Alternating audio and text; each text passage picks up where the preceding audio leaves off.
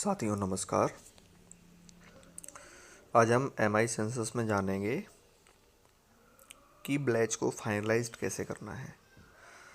मतलब कि जब हम पूरा काम कर चुके हैं उसके बाद गांव को फाइनलाइज करना है तो वो किस तरह से किया जाना है। कुछ साथियों को दिक्कत आ रही है, वो उन्होंने पूछा है, इसलिए ये वीडियो मैं बना रहा हूँ आज। दोस्तों, जैसे हम अपने भूजल योजना के सारे एंट्री करने के बाद जो अपलोड कर चुके हैं और जल निकाय अनुसूची में जो भी अपलोड कर चुके हैं, उसके बाद हमें जाना है ग्राम अनुसूची में।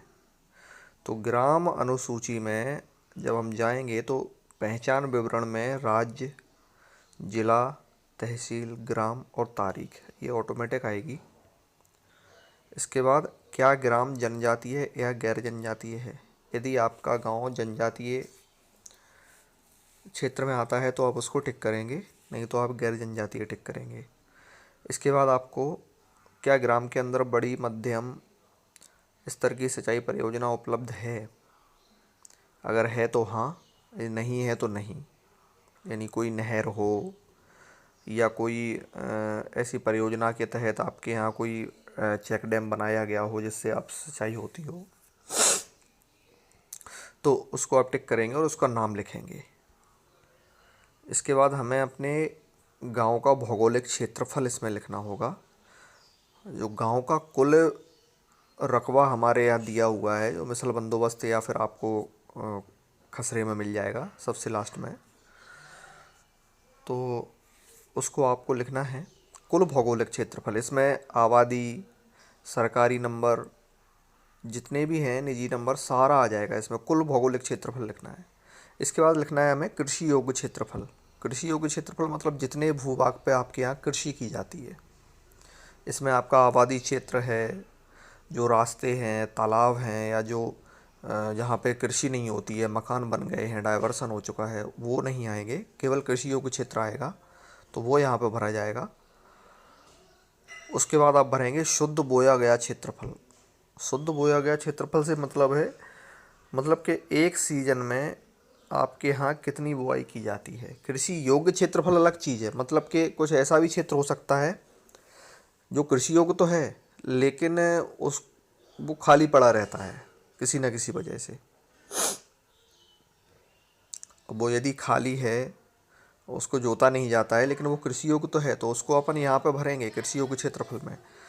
लेकिन शुद्ध बोया गया क्षेत्रफल जो आप जब अगले पिछले 2 या 3 सालों का देखेंगे तो आपको पता चल जाएगा, एक आइडिया लग जाएगा आपको औसतन कि हमारे यहाँ रबी या खरीफ सीजन में इतना इतना हेक्टेयर रकबा बोया जाता है। तो यहाँ पे शुद्ध बोया गया क्षेत्रफल में वो लिखेंगे हम।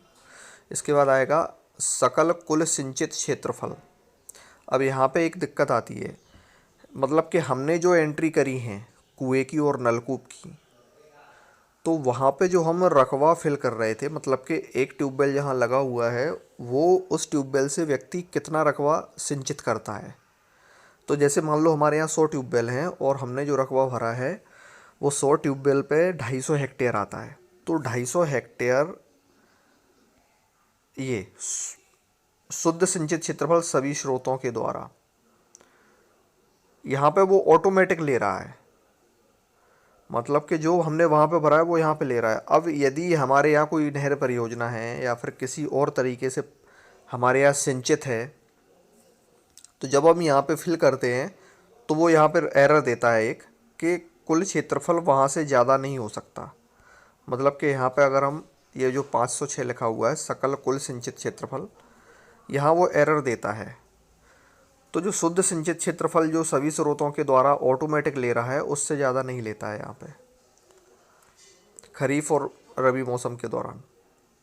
तो हमें उतना ही भरना पड़ेगा। यदि ले लेता है तो अच्छी बात है, क्योंकि ये ऐप की दिक्कत है, ये एक बग है ऐप में। मतलब जैसे मान लो हमारे यहाँ कुएं या नलकूप का जो भी एरिया है वो तो सिंचित होता ही है कुएं या नलकूप से, लेकिन अगर नहर से अगर और एरिया सिंचित होता है तो वो लिखेंगे ना हम यहाँ पे। लेकिन ये उससे ज़्यादा नहीं ले रहा है। जितनी हमने एंट्री भरी है, जितना हमने वहाँ पे जो हेक्टेयर उसने लिया है, वो उससे ज़्यादा वो नहीं ले रहा है यहाँ पर। भर के देख लीजिएगा, यदि आपका लेता है तो अच्छी बात है। फिर बारहमासी फसलों के लिए यहाँ पे शून्य कर देंगे।